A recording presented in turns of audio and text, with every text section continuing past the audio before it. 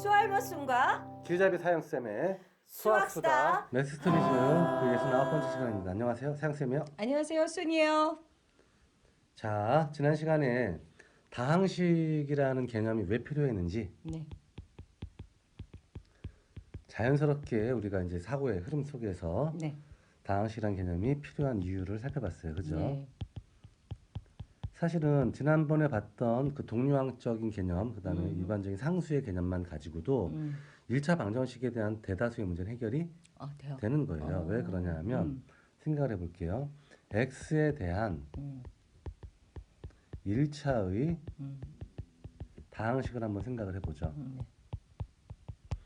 그럼 당연히 x의 1차항이 있어야 되고요. 그렇죠.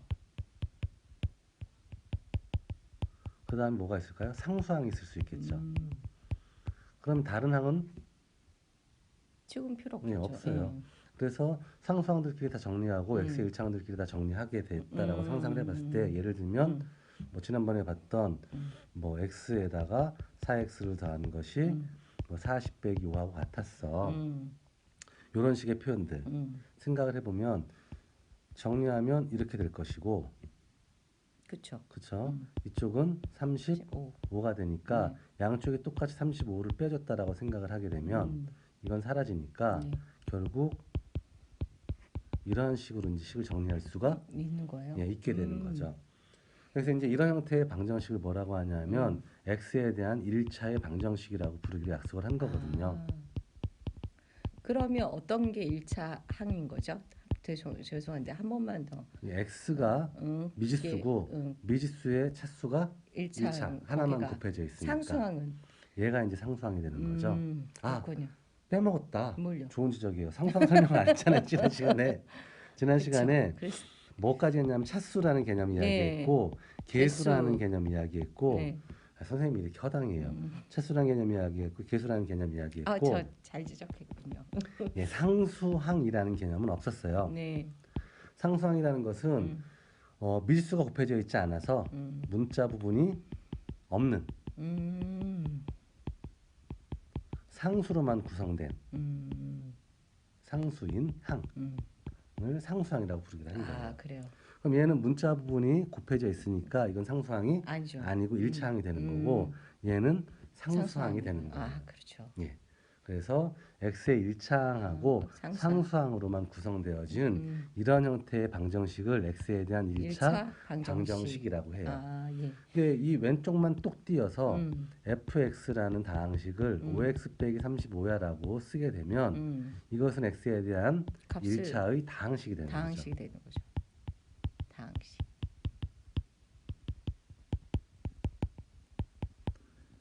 네. 그랬을 때 이제 요것을 어떻게 부를 수 있냐면 x에 대한 1차의 다항 방정식이라고 부를 수도 있게 되는 거죠. 네. 그러니까 다항식의 형태로 만들어진 방정식이다 이런 뜻이 되는 거예요. 그래서 이제 이런 식의 이야기를 하려다 보니까 자연스럽게 이런 개념들이 필요했던 거죠. 네. 다항식이라는 개념이. 그래서 이제 자연스럽게 이제 알겠죠. 네. 왜 저런 것들이 필요했고 그리고 상수항의 개념이 이제 아까 빼먹었었는데 이렇게 표현되어지는 게 상수항이다. 네. 그러면 매번 이제 숫자들이 구성이 되고 미지수가 구성이 되는 1차 방정식을 매번 숫자를 일일이 다 대입해 가지고만 풀어낸다라고 하면 케이스 바이 케이스별로 문제풀이 방법들이 계속 반복해야 되는 거잖아요. 네. 근데 어차피 동일한 1차 방정식의 해법들은 다 어떨 거니까 동일할 것이니까 같을 것이니까. 1차 방정식의 일반적인 해법을 한번 만들어 놓으면 어때? 라고 생각해 볼 수 있는 거죠. 네.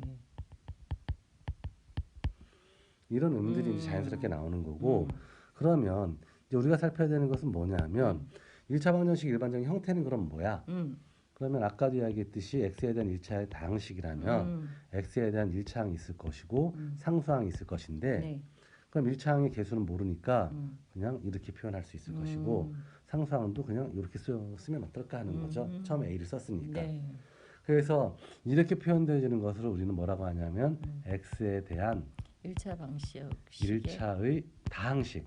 1차 다항식의 사실은 생략된 말이 의 대표 표현. 대표 표현. 편법. 예, 그렇게 쓰는 거죠. x에 대한 1차의 다항식을 표현해 주세요. 그럼 이렇게 쓰면 된다는 거예요. 음. 물론 a와 b는 우리가 어떤 음. 값인지 모르지만 음. x만을 문자로 취급해 주세요라고 명시되어 있기 때문에 네. 여기서 a와 b는 이미 기지수, 음. 상수로 결정되어 있는 값들이지 음. 우리가 변화하는 값이라고 봐선 안 된다. 안 되는 거고 이미 알고 있다는 음. 가정하에 이 식을 살펴봐야 되는 거예요. 네. 그럼 x에 대한 1차의 당 방정식을 표현해 주세요라고 하면 음. 당연히 등식의 형태로 표현되어져야 되니까 이것이 뭐 0과 같아? 음. 얘가 아니면 c라는 어떤 상수랑 같아 네. 버리면 양면이 똑같이 c를 빼서 다시 이렇게 정리할 수가 있겠죠. 있으니까 모든 1차의 당 방정식은 무조건 이런 형태로 다 표현할 수 있다. 있게 되는 거예요. 그래서 이제 우리는 누군가가 1차의 다항 방정식이 주어져 있다라고 해보자. 그러면 이거. 그렇죠. 있어라고 이야기하면 아 이런 식이 주어져 있구나라고 그냥 받아들이면 된다는 거예요. 네. 그러면 이런 1차 방정식 해법을 특정지어서 만들어 놓게 되면 그 일반 관계식에다가 구체적인 숫자가 주어지면 그냥 대입만 하면 답을 그렇겠죠. 만들어낼 수가 있겠죠. 그래서 대입만으로 답을 알아낼 수 있게 해를 알아. 그렇지 해를 오 훌륭해요. 해를 알 수 있게 일반식으로 표현된 해를 만들어 볼 수 있겠네요. 그죠? 네. 그러면 되게 간단한 게 등식의 기본 성질만 써야 된다 그랬잖아요. 네. 그럼 둘이 같으면 양쪽이 똑같이 b를 빼도 같아야 되겠죠. 그렇죠. 혹은 마이너스 b를 더해도 같아야 되겠죠. 네. 같은 개념이잖아요. 네. 그러면 ax 더하기 b 더하기 마이너스 b는 0 더하기 마이너스 b인데 네. 더 하나 많아야 되는 마이너스 b겠죠. 비겠죠. 이쪽은 덧셈에 대한 결합법칙 성립한다는 걸 내가 알고 있으니까 이렇게 먼저 더해도 상관이 없어요. 없어요. 그럼 얘는 0이죠. 네. 그럼 ax에다 0 더해봤자 그냥 ax만 남겠죠. 네. 그래서 요 식을 한번 변형하면 이렇게 돼요. 그렇군요.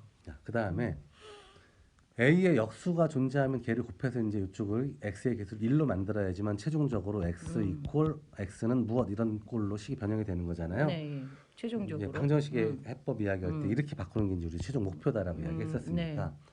그러면 a의 역수가 존재하려면 a가 뭐가 아니어야 돼요? 0이 아니요. 아닐 때만 역수가 존재할 수 있어요. 그렇죠.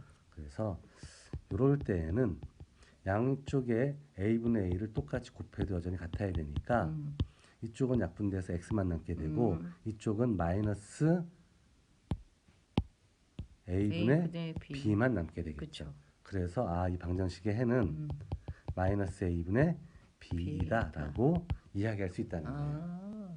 예. 자, 두 번째 근데 문제가 있어요. a가 0일 때는 이렇게 하면 되는데 a가 0일 때는 어떡할 거야? 라고 물어볼 수 있겠죠. 그렇죠. 근데 사실은 a가 0일 때는요. 이게 방정식이 아니에요. 이게 0이 돼버리잖아요. 0이 돼버리죠. 예. 그러니까 상수하고 0이랑 같다라는 그냥 등식이 나와버리기 때문에 이건 둘 중에 하나예요. 무조건 성립하거나 절대로 성립하지 할 수 없다. 않거나. 그래서 무조건 성립할 때 우리는 이제 항등식이다라고 불러요. 항상 성립한다라고 해서 x에 대한 항등식이다.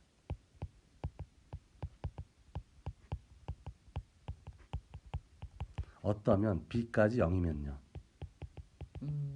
둘 다 0이면. 네, 그래서 그쵸. 0은 0이랑 같다라는 식이니까 이건 무조건 성립하는 식이 되잖아요. 근데 이때는 x에 대한 항등식이다라는 말은 이게 무조건 성립하는 등식이다라는 뜻이 되는데 질문이 뭐였냐면 이걸 만족한 x를 찾아주세요였잖아요. 그럼 모순이 발생하네요. 아니, 그 모순이 발생하는 게 아니라 그러면 x가 무엇이냐라고 물었으니까 x는 무엇이다라고 대답을 해줘야 되는 거죠. 그렇죠. 그러니까 뭐라고 대답하면 될까요? x가 뭐든 이 식은 무조건 성립하잖아요. 아, 그렇죠. x가 모든 0이 이게 되는 무조건 성립하는 거잖아요. 그러니까 x는 모든 수가 다 해가 될 수 있어. 그래서 이렇게 쓰는 거예요. x는 모든 수가 될 수 있어. 이해되죠? 네. 그래서 x의 값에 상관없이 저 식은 무조건 성립해. 된다. 혹은 이 방정식의 해는 무수히 많은데 아무 값이나 다 넣어도 다 해가 돼. 그러니까 모든 수가 다 해야. 어차피 a가 0이니까. 그렇죠. b도 0이니까. b도 0이니까. b까지 0이니까. 근데 세 번째 케이스에 a는 0인데 b가 0이 아니게 되면 이건 x에 이건 절대로 성립할 수 없죠. 없는 등식이 돼요. 그런 식을 뭐라고 하냐면 모순식이라고 해요. 음. 절대로 성립할 수 네. 없다. 근데 해를 물어봤잖아요. 네. 그러니까 이 식은 모순이라고 이야기하는 건 아니고 그러면 모순이라는 건 x에 어떤 수가 대입되어도 이 식은 성립될 수 있어야죠. 없다는 뜻이에요. 아, 이 말 자체가. 그렇죠. 네. a가 0일 때 b가 0이 아니게 되면 x에 어떤 놈을 대입해도 이건 무조건 0이 되거든요. 그렇죠. 0이랑 곱하면. 음. 그러니까 b가 0이 아니게 되면 이 식은 절대로 성립할 수 없는 모순식이 모순식. 된단 말이에요. 그러니까 이때는 x는 없다가 되는 거예요. 그러니까 이 식을 만족시키는 x는 없다. 없다. 그러니까 해가 없다. 아니면 모든 수가 해가 된다. 그러니까 표현들이 다 약간씩 차이는 있지만 다 똑같은 뜻이에요. 이런 말들이 되기 쉽지 않네요. 그 낯서니까 그런 거죠. 근데 사실은 x에 대한 1차 방정식이야라고 하는 순간 전제는 사실은 a는 0이 아닌 경우예요. 왜냐하면 a가 0 돼버리면 이건 1차식이 아니게 되잖아요. 이해되죠? 네. 그래서 이런 경우들은 혹시 이런 경우일 땐 어떻게 해야 돼? 라고 누가 물어보면 사실 모든 가능한 케이스들을 다 설명을 해줘야 되는 거잖아요. 그렇죠. 특정한 케이스에만 설명해주면 이게 답이 될 수가 없겠죠. 없으니까. 그래서 애가 0일 때도 친절하게 그냥 설명을 덧붙여준 것 뿐이지 사실 우리가 관심사는 애초에 이거예요. 이거. 이 부분. 답이 뭐게? 저걸 만족하는 x는 누구게? 이해되십니까? 무조건 A는 0이 아니어야지만 이 1차의 방정식이 되는 거예요. 성립이 사실은. 된다. 예. 근데 A가 0이 돼버리면 사실 2차 방정식이 아니다. 아닌 케이스예요. 근데 그때도 누군가가 이걸 만족하는 x를 굳이 찾아줘. A와 B 값에 상관없이 무조건 찾아줘. 케이스 바이 케이스로. 그러면 가능한 모든 케이스를 나눠봤더니 이렇게 세 가지 케이스로 나뉘어지고 각각의 케이스마다 해는 이런 꼴이야라고 설명이 가능하더라. 이렇게 구별해서 표현하는 것 뿐이죠. 어려운 내용은 아니에요. 아닙니다. 그러면 요 식을 이제 알았으면 요 식을 알았으면 예를 들어서 3x 더하기 4는 7을 만족하는 x를 찾아주세요 라고 이야기하면 네. 둘 중에 하나예요. 요 식에 이제 등식의 성질을 직접 적용하는 방법이 있어요. 양변에 4를 빼도 똑같아야 되겠죠. 그렇죠. 그래서 좌변은 3x, 우변에는 3만 남게 되고 네. 양변에 똑같이 3분의 1을 곱해줘도 여전히 등식 성립해야 되겠죠. 네. 그래서 좌변은 x만 남고 우변은 1이 남죠. 네. 그래서 x는 얼마일 거예요? 1이다. 1일 거예요. 라고 푸는 방식이 첫 번째예요. 네. 혹은 이거 풀어주세요 네. 라고 했을 때 우리가 이런 1차 방정식의 해가 a가 0이 아닐 때에는 이런 꼴이 되는 걸 이미 알았잖아요. 네. A분의 B 아니었어요? 마이너스였나? 얘 마이너스 1을 예, 빼주면 맞아. 음수가 되니까. 예. 음수가 되니까. 기억나죠? 그래서 얘를 양변에 7을 빼주면 4 빼기 7은 마이너스 3이 되겠죠? 이런 식으로 얻게 돼요. 네. 그러니까 이런 꼴로 맞춘 거예요. 아. 그러면 요 x는 얘가 0이 아니잖아요. 네. 마이너스 3분의 마이너스 3이니까 마이너스 마이너스는 뭐? 플러스. 플러스가 되고 3분의 3은 1이 되겠죠. 그래서 x는 1이야 라고 써도 상관이 없는 거예요. 근데 얘는 너무 간단하니까 굳이 이렇게 쓸 이유가 없어요. 별로 없어 보여요. 그냥 이렇게 풀면 되니까. 지금 헷갈리는데 7에서 어떻게 3x 마이너스 3은 0이 있던 거죠? 양쪽에 똑같이 7을 뺀 거예요. 아, 7을. 예. 그럼 4에서 7 빼면 그쵸? 마이너스 3이 마이너스 되니까. 3. 예. 오케이. 네. 여기까지 이해되죠? 네. 그래서 우리가 보통 1차 방정식을 이제 이와 같이 주어진 방정식에 일반 해를 구할 수 있게 만들어진 이런 식을 뭐라고도 부르느냐 하면 일종의 근의 공식이라고도 불러요. 되게 방정식의 말들이 많네요. 아우, 예. 근을 찾아낼 수 있게 만들어진 근을 찾아라 뭐 이런 경우가 공식. 있었던 것 같아요. 근의 공식. 음. 많이 들어봤단 말 아닌가요? 많이 들어봤죠. 예. 근데 1차 방정식의 경우는 굳이 근의 공식이란 말을 잘 쓰지 않아요. 이렇게 할 이유가 없거든요. 이렇게 하면 되지. 근데 어쨌든 근의 공식이라고 굳이 이름을 붙이려면 붙일 수도 있다라는 거고요. 어쨌든지 간에 이제 일반적인 해법을 찾아내서 이렇게 식으로 표현해 주는 게 어떤 의미인지는 알겠죠. 네. 그러면은 케이스 바이 케이스대로 이 숫자가 주어지면 뭐만 해서 대입만 해서 대입해서 답을 끌어낼 수가 있다. 있게 되니까 음. 그렇게 해서 문자식으로서 표현해 주는 이유들이 이제 더 생겨나는 거죠. 네. 일반식을 찾아내서 답을 찾자. 네. 그게 모든 경우들을 다 표현할 수 있다. 있게 되니까. 음.